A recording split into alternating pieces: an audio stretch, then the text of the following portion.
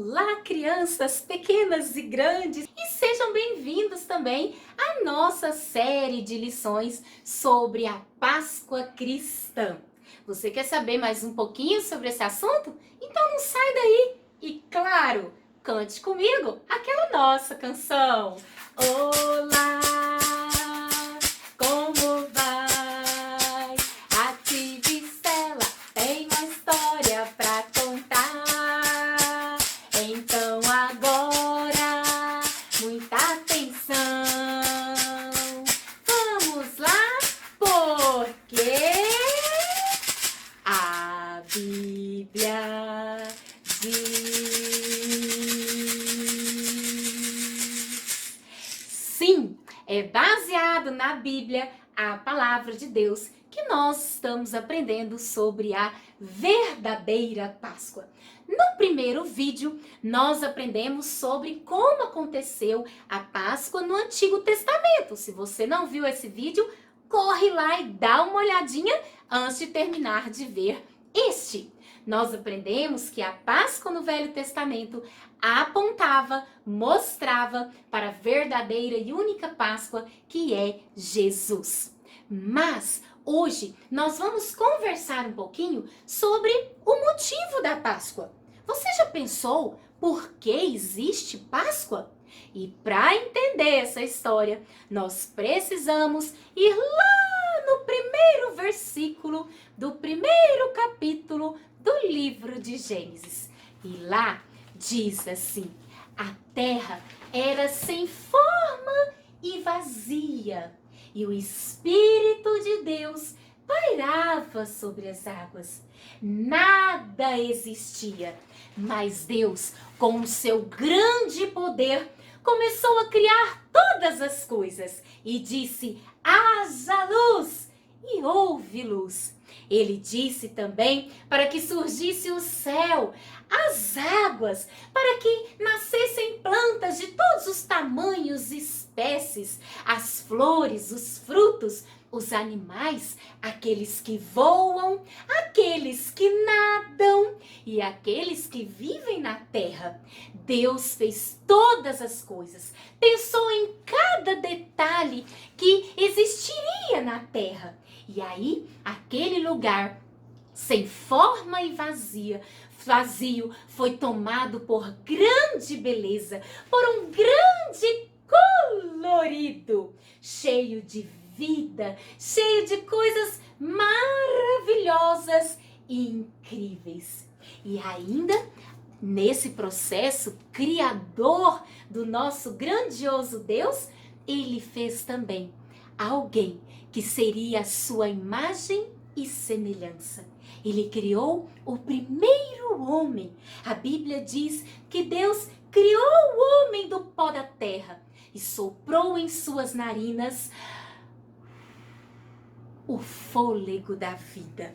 E então, depois de haver criado Adão, o primeiro homem, Deus também criou a sua companheira, a Eva, uma bela mulher para andar junto com o primeiro homem, Adão.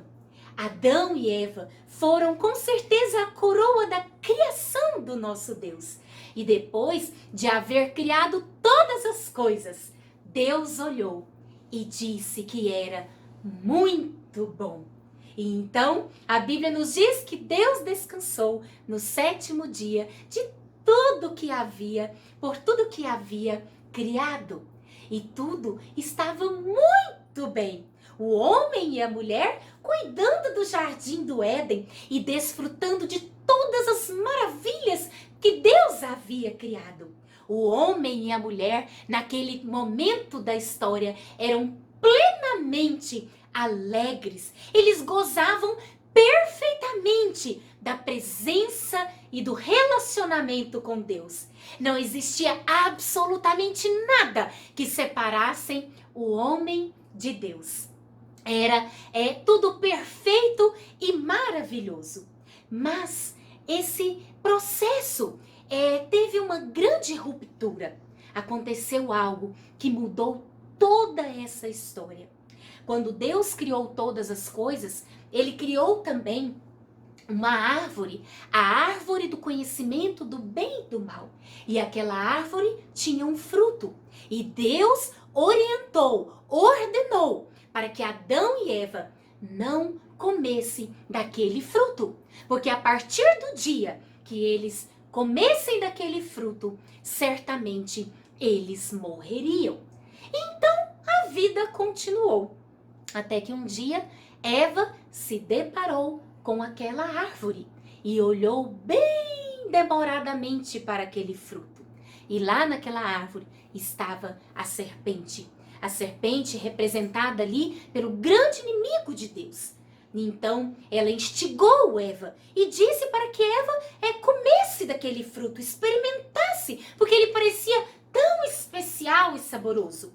Mas Eva falou para a serpente, não, nós não podemos comer, Deus nos ordenou, e o dia que nós comermos desse fruto, certamente morreremos. E a serpente virou para Eva e disse, é claro que vocês não morrerão, que bobeira, para que ficar acreditando aí nisso? É porque certamente Deus não quer que vocês fiquem tão poderosos como Ele. E Eva parou e ficou ali ouvindo todas aquelas coisas que a serpente estava falando para ela. Eva deveria ter saído, deveria ter fugido dali. Mas Eva ficou e, de repente, Eva começou a se apropriar e acreditar naquilo que a serpente estava falando. E então, Eva pegou o fruto e comeu o fruto. E daquele fruto, ela ofereceu para Adão. E a partir daquele momento, algo terrível aconteceu na história da humanidade. A partir daquele momento, toda a alegria, toda a perfeição que existia ali no Jardim do Éden foi corrompido, foi maculado pelo pecado. Adão e Eva se tornaram pecadores. E quando Deus chegou diante da presença deles, eles estavam escondidos, estavam com vergonha, estavam ali, quietinhos, para que Deus não pudesse encontrá-los, porque eles estavam nus e perceberam isso. E eles só perceberam isso porque agora eles estavam maculados, manchados, corrompidos pelo pecado. Eles desobedeceram ao Senhor. E essa desobediência afastou completamente o homem do relacionamento e da presença de Deus. Porque Deus, o nosso Deus, santo e poderoso, ele não suporta o pecado. Ele não suporta o mal. Porque Deus é plenamente bom. E agora? Será que tudo estaria perdido? Será que para sempre Adão e Eva e toda a humanidade estaria perdida, longe, distante do Senhor? Não. Esse mesmo Deus que é justo, ele também é cheio de amor e de bondade. E naquele dia, Deus prometeu que viria aquele que esmagaria a cabeça da serpente e que traria de novo e restabeleceria novamente o relacionamento do homem com Deus. Sabe, crianças, foi aqui, nesse momento da história, que a Páscoa começou a fazer sentido. Foi nesse momento da história que a Páscoa se tornou necessária. Porque a nossa Páscoa, a Páscoa cristã, é Jesus. É a morte e a ressurreição de Jesus em favor dos pecadores, em favor daqueles que são escravos do pecado. E a Bíblia diz que todos pecaram e carecem da graça de Deus, carecem do perdão de Deus. E esse perdão só é possível porque Jesus veio ao mundo e derramou o seu sangue precioso na cruz do Calvário.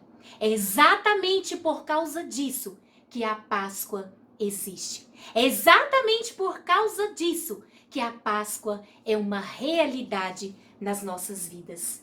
Que em nome desse Jesus maravilhoso, que eu e você possamos ser livres do pecado e possamos encontrar em Jesus o verdadeiro sentido da Páscoa. Não nos coelhos, não nos ovos de chocolate, não nas festas, nos almoços gostosos, mas que nós possamos encontrar o verdadeiro sentido da Páscoa em Jesus. Que é por causa desta realidade, a realidade de sermos pecadores, por causa dessa verdade é que a Páscoa existe. Então, que Jesus seja a sua Páscoa e a minha Páscoa. Que Deus nos abençoe. Vamos orar por essa verdade maravilhosa? Vamos lá?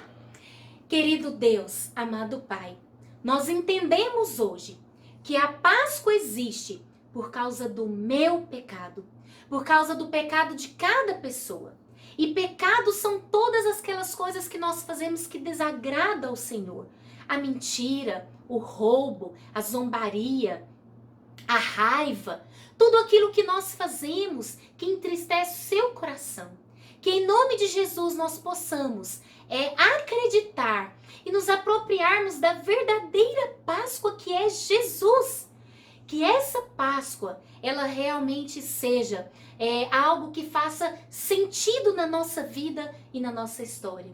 Por isso nós reconhecemos que somos pecadores e precisamos desesperadamente do perdão de Jesus nas nossas vidas. Esse Jesus que é a nossa única e verdadeira Páscoa. E é em nome dele que nós oramos. Amém. Amém, crianças? Então vocês já sabem, né? A Páscoa existe por causa do pecado. E a Páscoa existe por causa do grande amor de Deus por nós, que somos pecadores. Então, se aproprie dessa verdade, vive essa verdade. E eu espero vocês aqui para nossa terceira lição sobre a Páscoa. Aguardo vocês. Um beijo e até lá. Tchau, tchau!